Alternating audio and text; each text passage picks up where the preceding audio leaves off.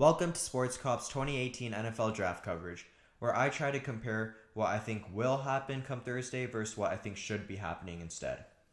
At number 1, we have Sam Darnold going to Cleveland in both of these drafts. This one was kind of easy for me. Sam Darnold just looks like the best quarterback in this draft with only a couple of real weaknesses that are going to be covered with just getting more practice reps. Remember, he's only been a quarterback for like 2.5 years. He'll be fine with practice reps easily. Number 2, we have New York Giants getting Saquon Barkley. Just the reasoning behind it is a little interesting. The New York Giants think they're contenders once Odell Beckham Jr. takes the field. I, however, think they're a rebuilding team that just needs to get the best player available. Saquon's the best in the draft. Might as well go with the running back here. Number 3, we have a discrepancy in quarterbacks. I think the Jets will be getting the strong-armed Josh Allen, who's suited to play well in these tough conditions that East Coast teams face. However, I think Baker Mayfield's the better player of the two. He's got more talent in my opinion, and he also has a personality for New York. He'd be a good fit here. Number 4 is where it starts to get interesting. Buffalo starts to panic after seeing two quarterbacks taken in the top 3 picks. And so they trade up to get the quarterback of their liking in Josh Rosen. However, I don't think that's a good move because you're going to be giving up a lot of resources to move up 8 picks. Remember, the Jets moved from 6 to 3 and had to give up 3 second-round picks for that. Cleveland, if Buffalo stays still, which I think they should, Cleveland should then select Bradley Chubb to make their defensive line ferocious. Now, number 5, because Bradley Chubb wasn't taken in the real draft, Denver gets him here, knowing very well that they won their Super Bowl when DeMarcus Ware and Von Miller were controlling the line of scrimmage. That's their recipe for success here. But because Bradley Chubb is taken in the actual draft, in mine, the Broncos select Josh Rosen, who's going to be the replacement for Case Keenum when his contract expires.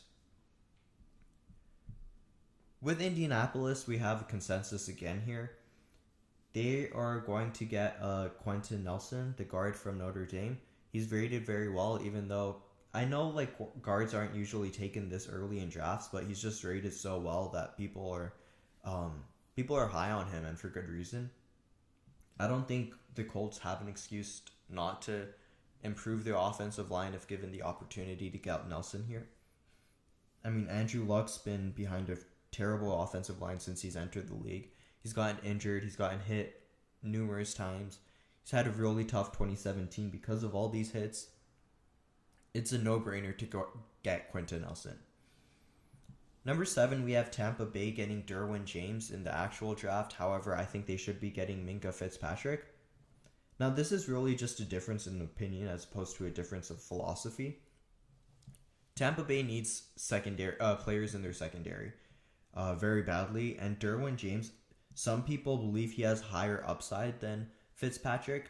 I just think Fitzpatrick is more versatile. He could play cornerback or safety. And because you have that piece that you can move around with different packages, I think he's the better player to pick. But you can't go wrong with Derwin James. Number 8, I have a consensus again. Tremaine Edmonds is going to the Chicago Bears. They need more talent in their defense, and linebackers are usually the most influential positions on that side of the ball.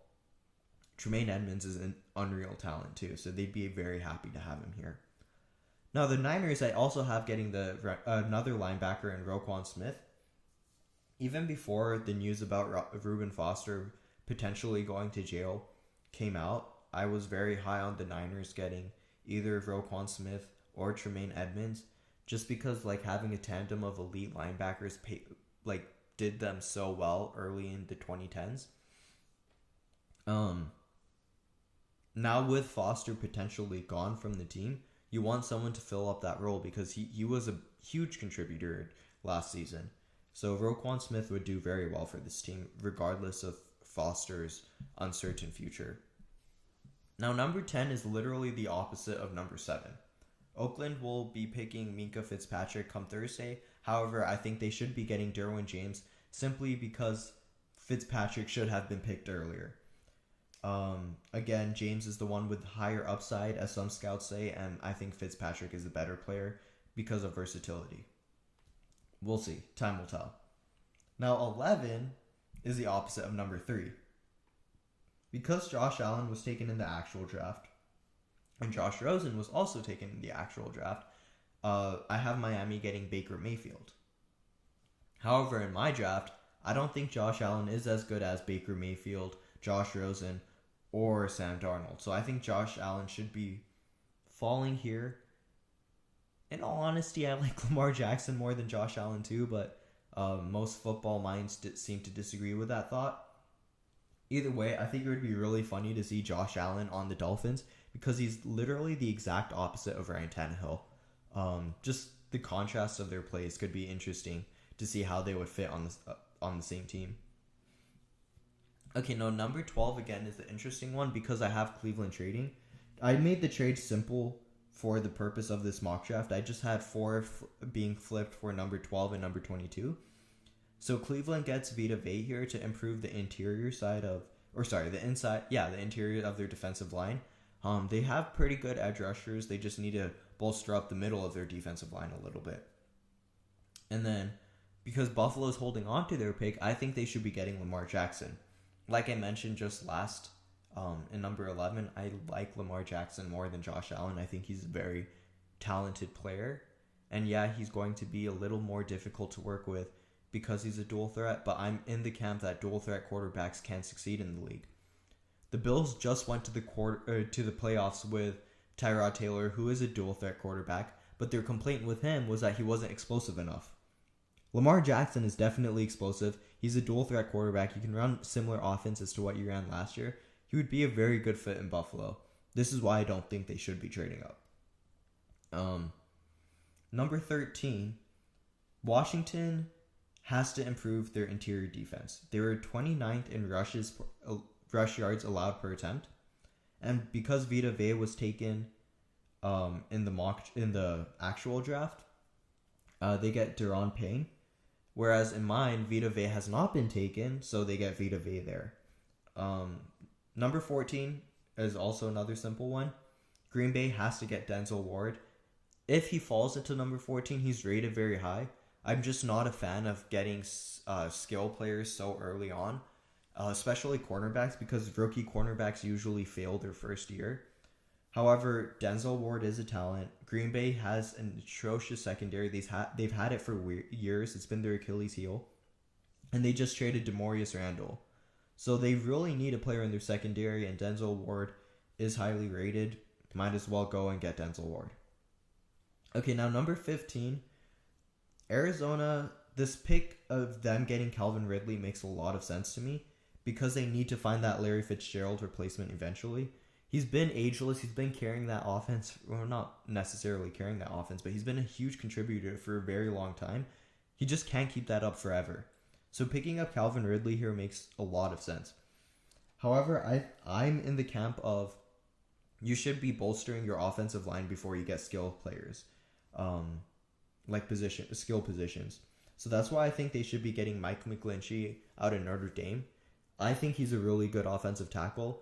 He was high in mock drafts and big boards earlier in maybe the beginning of 2018, late 2017. However, he's really fallen off. I'm not sure why. He's a very talented player in my eyes.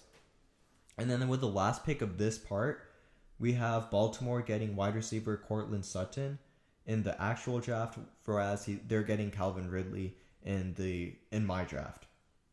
They've had a lot of turnover in the receiving core, and Michael Crabtree has proven to be a high-end number 2 receiver rather than a number 1. So they need someone for Flacco to throw the ball to who can actually help them immensely. Calvin Ridley is available in mine. He's the top-rated wide receiver, which is why he went there. And Courtland Sutton is the number 2 rated wide receiver, which is why he's going to Baltimore in this pick. All right, stay tuned for part 2. Or I guess I'll include a link at the end of the video where I will cover picks number 17 through 32. All right, thank you for listening and have a good day.